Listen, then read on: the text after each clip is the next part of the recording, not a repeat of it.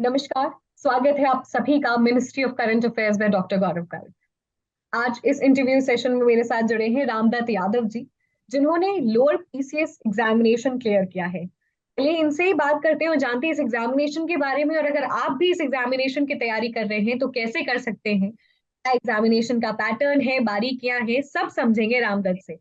तो चलिए सीधी बात करते हैं और जानते हैं उनका सफर। Welcome Ramdatt ji to study IQ। Thank you ma'am. Ramdatt ji, बहुत खुशी है कि आप एक बार फिर जुड़े हैं, क्योंकि इससे पहले भी आप एक बार जुड़ चुके हैं और उस समय आपने एक अलग एग्जामिनेशन क्लियर किया है और आज आप एक अलग एग्जामिनेशन क्लियर किए हैं। तो वेरी वेरी हैप्पी दैट आप कभी रुके नहीं, कभी ये नहीं सोचा कि एक जॉब तो मिल गई है, आप लगे रहे and you keep on trying, और हम ऐसे ही विश्वास रखते हैं कि आप और भी कोशिश करते रहेंगे। Okay ma'am, thank you. तो रामदत्त जी, थोड़े से इस एग्जामिनेशन के बारे में पहले बताएं, और अभी जो आप करंट कर रहे हैं उससे पहले उसके बारे में दर्शकों को रूबरू करवाएं। अभी मैं assistant review officer Allahabad high court में जॉब कर रहा हूँ और इसी के साथ साथ तैयारी भी कर रहा हूँ और पीसीएस की, मेन पीसीएस की। तो ये जो एग्जाम अभी क्वालिफाई किया हूँ, lower PCS, UP lower PCS का एग्जाम है। पहले यूपी पीएससी एग्जाम कराता था, लेकिन अब यूपी ट्रिपल एससी कराने लगा है ये एग्जाम पिछले साल। तो इसका फॉर्म आया था 2019 में। 2019 में फॉर्म आया, प्री का एग्जाम हुआ, फिर कोविड आ गया। कोविड के बाद मेंस का एग्जाम हुआ, काफी लंबी जर्नी हुई। पेशेंस काफी रखना पड़ता है मैम, ऐसे स्टेट के एग्जाम में काफी टाइम लग जाता है। अब जाके फाइनल रिजल्ट है, 2019 का रिजल्ट अभी आया है, एक मंथ पहले लगभग। इस एग्जामिनेशन के बारे में डिटेल में बताएं, कौन कौन सी पोस्ट होती है और कौन लोग एलिजिबल होंगे इस एग्जामिनेशन के लिए। इस एग्जाम के लिए ma'am graduation main eligibility criteria है, साथ में ट्रिपल सी की रिक्वायरमेंट होती है। किसी किसी में ट्रिपल सी नहीं मांगा जाता कई बार। जनरली मेन ग्रेजुएशन के आधार पर ही होता है। इसमें कई सारी पोस्टें आती है, जैसे मार्केटिंग इंस्पेक्टर, सप्लाई इंस्पेक्टर, अधिशासी अधिकारी जिसे ईओ बोला जाता है, सहायक चकबंदी अधिकारी। यही सब सारी पोस्टें हैं। पहले यूपी पीएससी कराता था, लेकिन अब यूपी ट्रिपल एससी करा रहा है।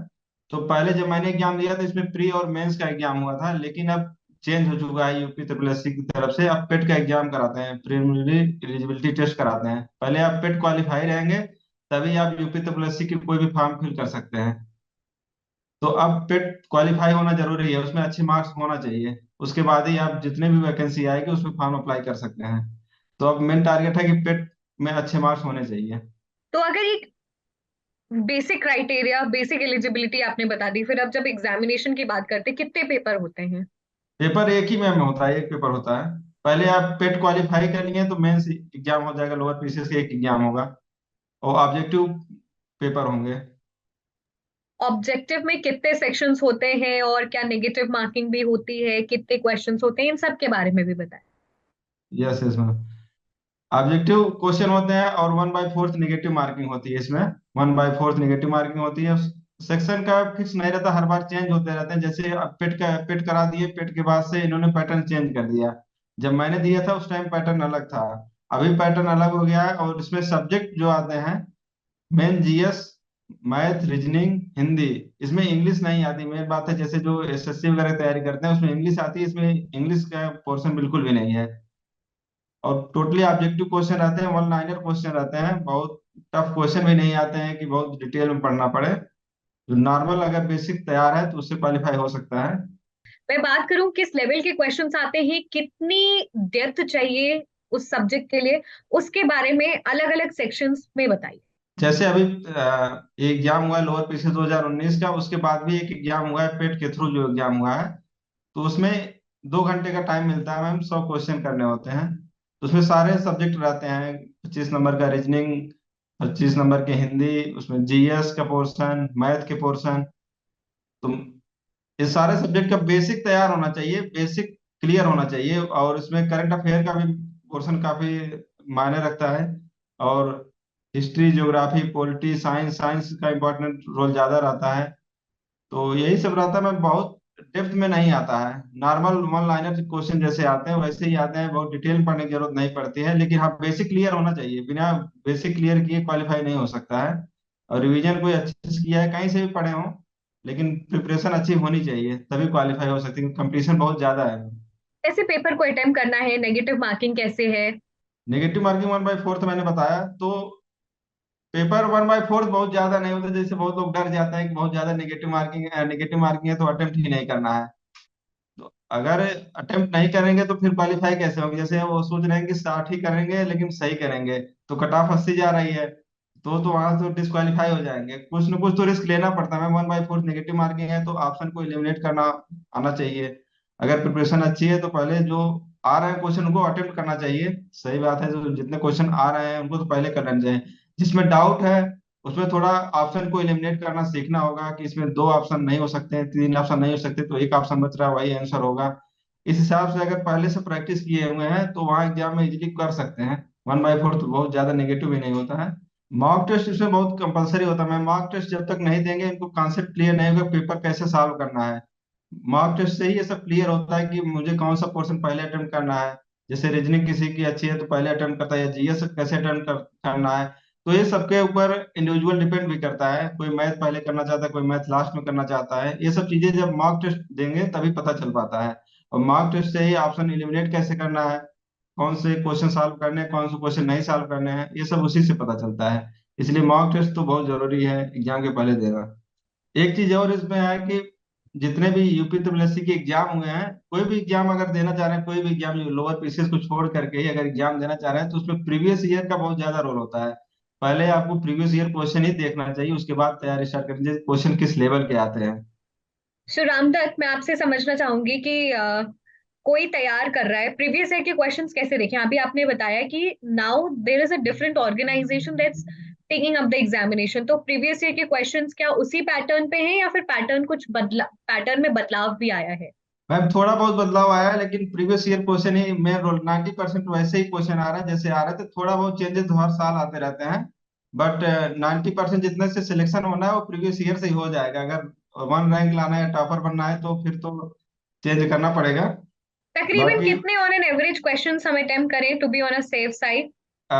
वैकेंसी को देखते हुए वैकेंसी तो कम आती है, तो इस हिसाब से अगर 100 क्वेश्चन आ रहा है तो 90-95 ऐसे अटेम्प्ट करना होता है एग्जाम। क्योंकि क्वेश्चन बहुत सिंपल सिंपल आते हैं, अगर आप क्वेश्चन कुछ मिस कर रहे हैं तो आप वहां से डिस्क्वालीफाई होने के चांसेस बढ़ जाते हैं। बहुत सिंपल सिंपल क्वेश्चन आते हैं, तो क्वेश्चन तो लगभग 95 तक अटेम्प्ट करना होता है 100 में। और इस एग्जामिनेशन की फ्रीक्वेंसी कितनी है? हर साल होता है? नहीं, हर साल नहीं है, 2 साल या 3 साल में ऐसे ही होता है, रेगुलर एग्जाम नहीं होते हैं। Depending on the vacancy. Yes ma'am. जब आप एग्जामिनेशन देते हैं तो हम कहते हैं बहुत कुछ सीख सकते हैं, लेकिन हमारा जो अनुभव होता है एग्जाम का वो दूसरे से अलग होता है। आपका यस क्या मैम। अनुभव था जो आपने बारीकियों को समझा एग्जामिनेशन की, और now you have a better understanding, किसी और को बताएंगे कि ऐसे प्रिपेयर करो तो आपके चांसेस ज्यादा है? Yes ma'am. मेरी जो स्ट्रेटजी है मैम, मैं रिवीजन पे ज्यादा फोकस करता हूँ। कुछ भी पढ़ता हूँ तो उसको रिवीजन बार बार करना है। जैसे पढ़ा हो तो 3 दिन या एक वीक बाद रिवीजन करना ही करना है। तो मैं रिवीजन पे ज्यादा फोकस करता हूँ। कुछ भी पढ़ना है रिवीजन कीजिए। रिवीजन करने से माइंड में क्लिक रहता है, नहीं तो वहाँ पे सिली मिस्टेक की वजह से क्वेश्चन गलत हो जाते हैं। कोई भी सब्जेक्ट पढ़े उसका प्रैक्टिस करें, रिवीजन करें, पहले उसका सिलेबस देख लें। सिलेबस देखने के बाद प्रीवियस ईयर क्वेश्चन देखें। तो मैं पहले प्रीवियस ईयर क्वेश्चन ही सॉल्व करता हूँ कि मुझे कितना आता है उसमें से। क्योंकि एग्जाम हॉल में जाने के बाद पता चलता है कि जैसे मैं पहले नया नया एग्जाम जब स्टार्टिंग तैयारी कर रहा था तो एग्जाम हॉल में पता चलता था अच्छा ऐसे क्वेश्चन आते हैं। अगर आप वो पहले ही देख लेंगे प्रीवियस ईयर करके तो आपको आइडिया पहले से लगा रहेगा। तो ये सब बारीकियां मैम बहुत सारी। जैसे मैं इसका एग्जाम मैं जब दिया था तो मैं मेंस का एग्जाम दिया तो मैंने इसका मिलाया नहीं, आंसर किया है। मुझे लगा क्वेश्चन बहुत ज्यादा गलत हो गए हैं, सिली मिस्टेक की वजह से उस टाइम जॉब भी कर रहे थे तो टाइम ज्यादा नहीं मिल पा रहा था। तो लेकिन मेरा करंट अफेयर से सारे क्वेश्चन सही हो गए थे। मैं डॉक्टर गौरव से पढ़ रहा था, 2017 से ही लगभग पढ़ रहा हूँ उनसे। तो करंट अफेयर के मेरे एक भी क्वेश्चन नहीं गलत हुए, वही उसी वजह से मुझे लगता है कि मेरा पेपर सिलेक्शन हो गया है। तो करंट अफेयर का बहुत ज्यादा रोल होता है। और वो जो डेली वीडियो डेली पढ़ाते हैं उसमें स्टैटिक जीके वगैरह का क्वेश्चन बहुत सारे मिलते हैं डायरेक्ट एग्जाम में। हमेशा 20% लोगों से इंक्रीमेंट ही रहेगा एग्जाम में। और बहुत सारी बारीकियां बताते हैं डेली। सर का मोटिवेशन मिलता है पढ़ने का, बहुत सारी चीजें बताते हैं कि ऐसे करना चाहिए, रिवीजन फोकस करना चाहिए। तो मेरा हमेशा से मानना है कि रिवीजन नहीं करना कंपलसरी है किसी भी एग्जाम क्वालिफाई करने के लिए। गौरव सर, स्टडी आईक्यू का कितना अहम रोल रहा है आपकी इस पूरी जर्नी में? आम रोल मैम सिलेक्शन वहीं से होता है। गौरव गर्ग के ही वीडियो से होता है मैम। अभी तो मैंने, ये मेरा 6th जॉब है, गवर्नमेंट जॉब है, ये लोअर पीसीएस का। इसके पहले मैं जब से तैयारी कर रहा हूँ तब से उनका वीडियो देख रहा हूँ। तो हर एग्जाम में वो डायरेक्ट क्वेश्चन मिलते हैं, अगर क्वेश्चन वहां पे समझ में नहीं आता है ना, तो उनकी आवाजें वहां पे पता चल जाती है कि हाँ ये सर ने बोला है क्वेश्चन को। सर ने कहीं ना कहीं माइंड रिकैप कर लेता है मैम। अब सुनते रहते हैं डेली वीडियो। क्वेश्चन मुझे पता नहीं, लेकिन अगर 4 ऑप्शन दिए गए, कोई ऑप्शन अगर सर ने भूल रखा है तो वही टिक करता था, और वो सही भी हो जाते थे। बहुत खुशी है कि हम आपकी इस जर्नी में कॉन्स्टेंटली साथ रहें, और उम्मीद है कि हम आगे भी साथ रहेंगे और आपके और एग्जामिनेशंस क्लियर होंगे। करंट अफेयर का मैम लगभग 20% हर एग्जाम में आते हैं, 20%, 30% आते हैं। तो मेरे कुछ दोस्त हैं, अगर मुझे गिफ्ट करना होता तो मैं करंट अफेयर्स का कोर्स ही गिफ्ट किया हूँ अभी। हाल ही में 2 लोगों को गिफ्ट किया मैं, तो करंट अफेयर का कोर्स ही मैंने गिफ्ट किया उनको, जो दैट्स प्रिपरेशन कर दैट्स रहे हैं। That's very very beautiful and very sweet of you. Gaurav कर रहे रामदत्त, आप एक वर्किंग प्रोफेशनल थे, कैसे समय निकालते थे पढ़ाई के लिए? मैम जॉब करते टाइम थोड़ा मुश्किल रहता है टाइम निकालना, लेकिन उसके लिए डिसिप्लिन होना पड़ेगा। अगर आगे जर्नी जर्नी करनी, सब सक्सेस मिल लेना है, तो मॉर्निंग में थोड़ा टाइम देना पड़ेगा, इवनिंग में टाइम देना पड़ेगा, थोड़ा फ्रेंडशिप वगैरह कम करना पड़ेगा, पार्टी वगैरह कम जाना पड़ेगा, तभी टाइम मिल पाएगा। अदरवाइज टाइम बहुत मुश्किल हो जाता है, क्योंकि फ्रेंड सर्किल बढ़ जाती है, प्रोफेशनल होने से बहुत सारी चीजें, जिम्मेदारियां भी आ जाती हैं। तो इवनिंग में 2-3 घंटे निकालना तो कंपलसरी है, और वैसे मॉर्निंग में 2-3 घंटे। तो ऐसे 5-6 घंटे तैयारी हो जाती है। तो पहले से प्रिपरेशन है तो रिवीजन वगैरह ही करना होता है, तो हो जाता है। लेकिन उसके लिए डिसिप्लिन बहुत जरूरी है। अभी भी माइंड डाइवर्ट हो जाता है, तो थोड़ा बहुत डिस्टरबेंस आ जाते हैं। लेकिन अगर कहीं ना कहीं माइंड में है कि हमको तैयारी करना ही करना है, तो ये सब चीजें नगण्य है। बाकी चीजें पार्टी वगैरह तो कुछ भी नहीं है उसके सामने, अगर माइंड में आ गया कि हाँ तैयारी करनी है, करनी है। रामदत्त, सभी के लिए कुछ final tip suggestion? Final tip ma'am, एक जर्नी बताता हूँ। मैं पहले प्राइवेट जॉब कर रहा था, तो वहां पे लगभग 8 से 10 घंटे जॉब करनी पड़ती थी।